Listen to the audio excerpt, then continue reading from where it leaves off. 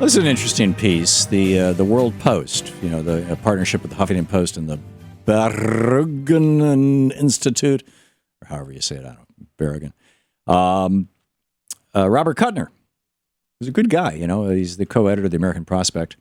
Very smart man. He says, the victory of Jeremy Corbyn, an old-style, unreconstructed lefty, to lead the supposedly modernized British Labour Party is emblematic of trends afflicting all of Europe.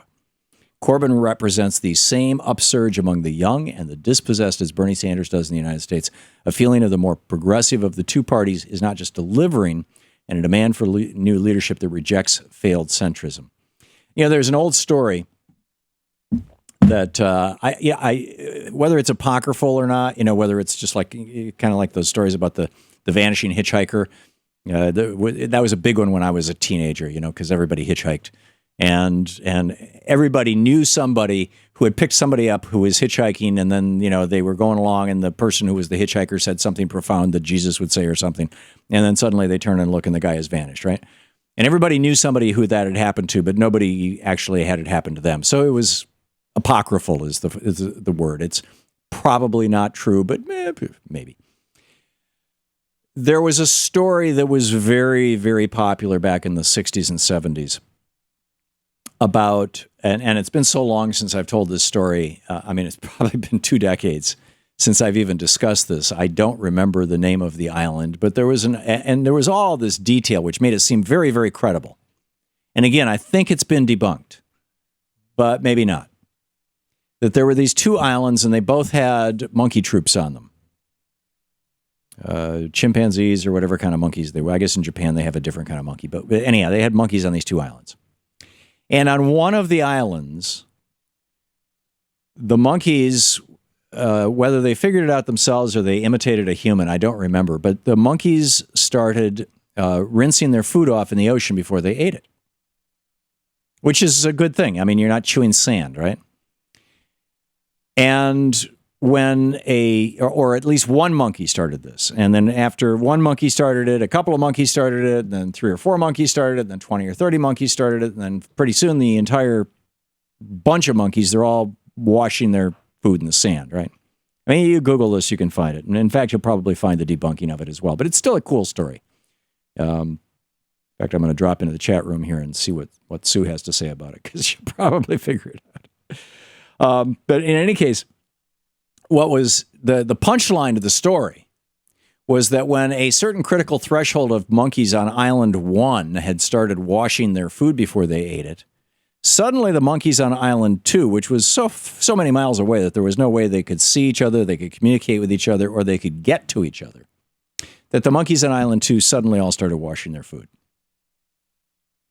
And it's a story about kind of harmonic resonance, or how, we're all connected, or how ideas spread. How is it that memes transmit?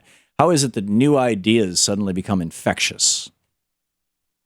And I'm personally of the opinion that they're whether that particular story is true or not, that it represents a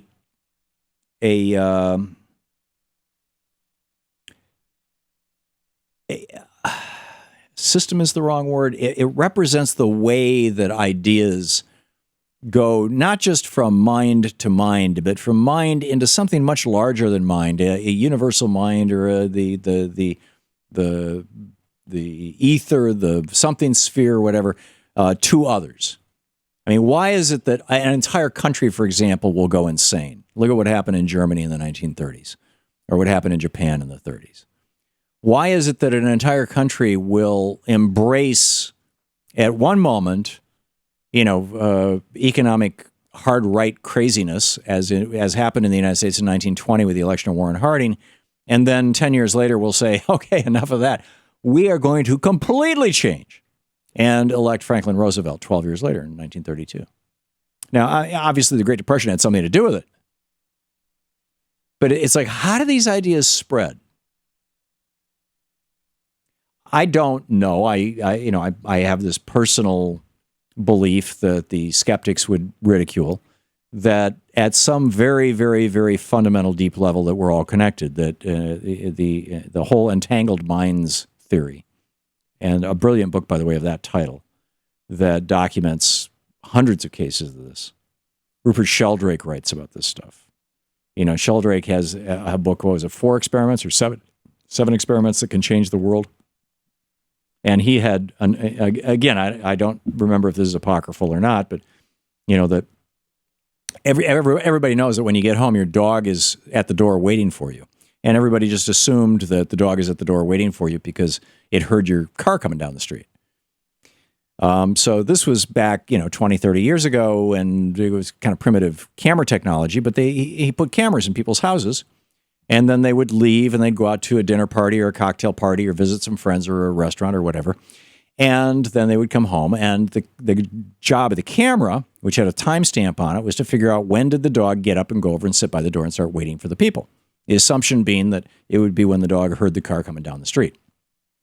And my recollection of that story from what's his name, is that Rupert Sheldrake, is that the dog got up and started acting like it knew, mom and dad were coming home, or the dog's master, or whatever word you want to use. That happened not when the person's car was coming down the street, not even when the person got in their car and turned it on miles away, but it happened at the moment that they decided that they were going to go home. Whether these individual stories are accurate or not, I don't know, and I'm not trying to represent them as being so. They were widely believed at the time. There's probably been, the great Randy, the libertarian guys over at Reason Magazine. There's a whole industry devoted to debunking this kind of woo-woo stuff. But there's something going on here. There is something going on here. And the election of Jeremy Corbyn in the UK, the throwing out of Tony Abbott in Australia this morning. Now, yeah, he's been replaced by another conservative, but he's been replaced by, it's sort of like, replacing George W. Bush with Susan Collins, I mean, still a Republican, but a much more rational one. Turnbull, I believe, is the guy's name who won in Australia this morning. And again, I'm speaking without a lot of knowledge. I do not know a lot about Australian politics, but something's happened there that was unexpected. And the big differences apparently has to do with climate change. Did Victoria talk about that? I think she did. Maybe not. Anyhow, I had this conversation with somebody about this today, and maybe it was a caller earlier. And I think that the Bernie Sanders phenomena, Bernie going into the den of the lion. I mean, literally going to Liberty University and being introduced by Jerry Falwell Jr. It's really quite remarkable. Okay, Sue gives me the information here. Claims that the practice spread suddenly to other monkey isolation populations have been called into question. Yeah. Okay, so they had been doing it before. But in any case, on the other hand, maybe they're not called into question. But my point is that I think that there is a worldwide awakening on the one hand, and I think it's going in both directions, just like it did 80 years ago. I think that we are going to see in some parts of Europe, and you're seeing it right now in a very visible and ugly way in Hungary, which has had a horrible history of dealing with the gypsies, the Roma people in Hungary up to this point. You're going to see a rapid and a hard shift to the right. And in other countries, you're going to see a rapid and hard shift to the left. And I think the UK is going left. And we'll see. Hungary, I think, is going to the right. This is the Thom Hartmann Program. And immigration is part of it. The wars in the Middle East are part of it. But I think some of it is just the times.